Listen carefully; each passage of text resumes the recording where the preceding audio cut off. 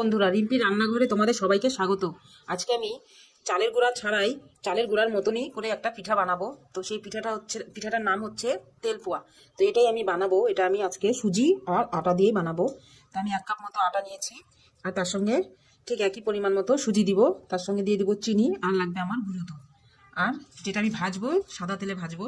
তো এখানে আমি 1 প্যাকেট সাদা তেল নিয়েছি। তো আমার প্রথমে গোলাটাকে বানাতে হবে। তো গোলাটা বানানোর জন্য আমার লাগবে সামান্য একটু গরম জল। উষ্ণ গরম জলে আমি দুধটা প্রথমে গুলিয়ে নিব, তারপরই ব্যাটারটা তৈরি করব। তো তোমরা দেখে নিও পুরো ভিডিওটা। তো পিঠাটা বানানোর জন্য আমি প্রথমে ব্যাটারটা তৈরি করে নিব। তো আমি এখানে 2 চামচের মতো গুঁড়ো দুধ দিয়ে দিচ্ছি।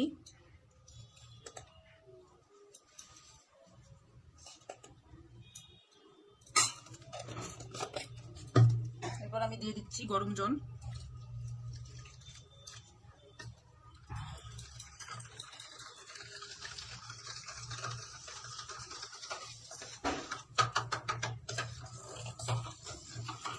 প্রথমে আমি চামচ দিয়েই এভাবে গুলিয়ে নিব, তারপর আমি হাত দিয়ে ভালো করে মেখে নেব। এরপর আমি দিয়ে দিচ্ছি চিনি।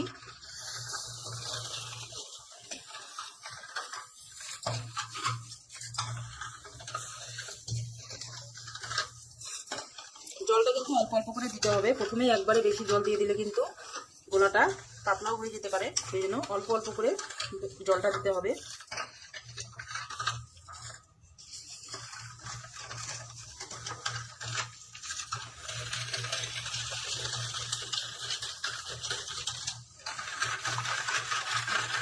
চিনিটা ভালো করে দিয়ে দিয়ে তারপর আমি আটা দিয়ে দিব।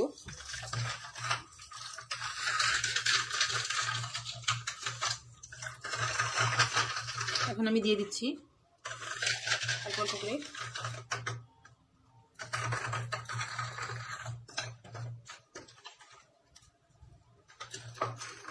এভাবে করেই গোলাতে হবে।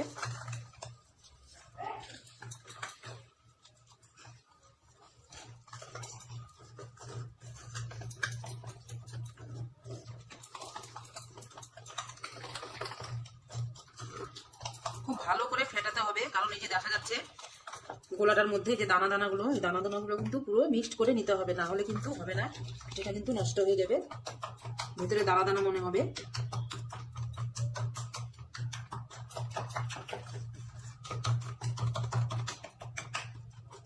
এভাবে করে ভালো করে ফেটাতে হবে। তো আমি দিয়ে দিচ্ছি সম্পূর্ণ আটা।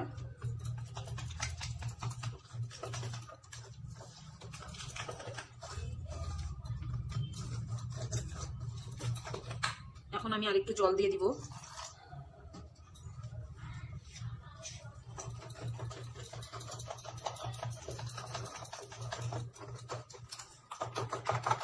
এরপর আমি দিয়ে দিব সুজি।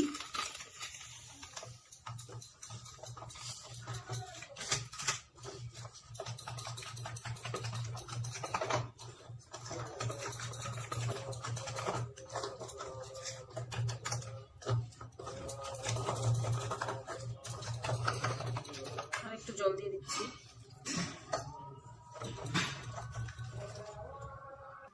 কড়াই বসিয়ে দিয়েছি, কড়াই গরম হয়ে গেলে তেল দিয়ে দিব।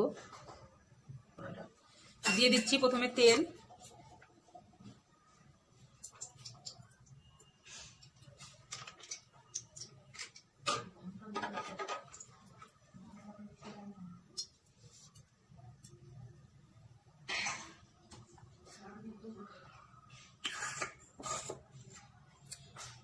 তেল গরম হয়ে গেছে, আমি এখন দিয়ে দিচ্ছি।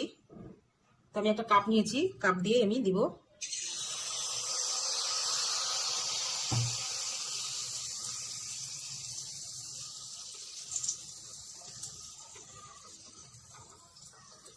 তো বন্ধুরা, তোমরা দেখলে তো ঘরে থাকা জিনিস দিয়ে আমি খুব সহজেই একটি পিঠার রেসিপি তোমাদের সঙ্গে শেয়ার করলাম। চাইলে তোমরাও করতে পারো। চালের গুঁড়া ছাড়াই এটা তৈরি হয়ে যাবে। কত সুন্দর দেখো ফুলেছে, আর মনে হচ্ছে কত সুন্দর নরম হয়েছে। দেখো কনসি, খুব সুন্দর। তো এইভাবে তোমরাও ট্রাই করবে।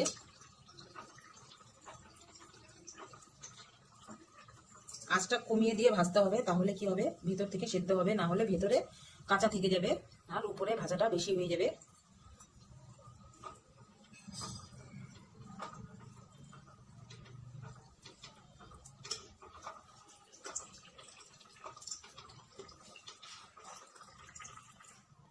আমি আরেকটি দিয়ে দিচ্ছি। অল্প করে দিতে হবে, তাহলে সাইজটা সুন্দর হবে দেখতে, না হলে বেশি বড় হয়ে যায়, সেই কারণে আমি অল্প করেই দিলাম। এই পিঠাটা বানানোর জন্য গোলাটাকে, ব্যাটারটাকে ভালো করে তৈরি করতে হবে, না হলে কিন্তু পিঠাটা ভালো হবে না। খুব পাতলাও করা যাবে না, আবার খুব মোটাও করা যাবে না। দেখো, তাহলে তেলে দিলে একাই ছেড়ে উঠে আসবে। দেখেছো কত সুন্দর হয়েছে?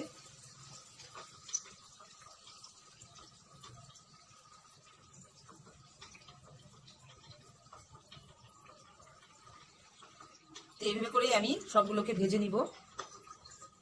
তোমরা ভিডিওটা পুরো দেখবে আর বাড়িতেও ট্রাই করবে, দেখবে কত সুন্দর শীতের একটি পিঠে তৈরি হয়ে গেল।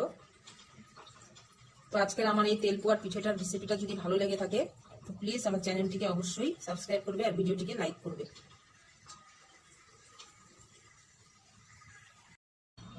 তো বন্ধুরা, তোমরা দেখে নাও আমার পিঠেগুলো তৈরি হয়ে গেছে, কত সুন্দর হয়েছে আর কত মুচমুচে হবে, খেলে এটা বোঝা যাবে।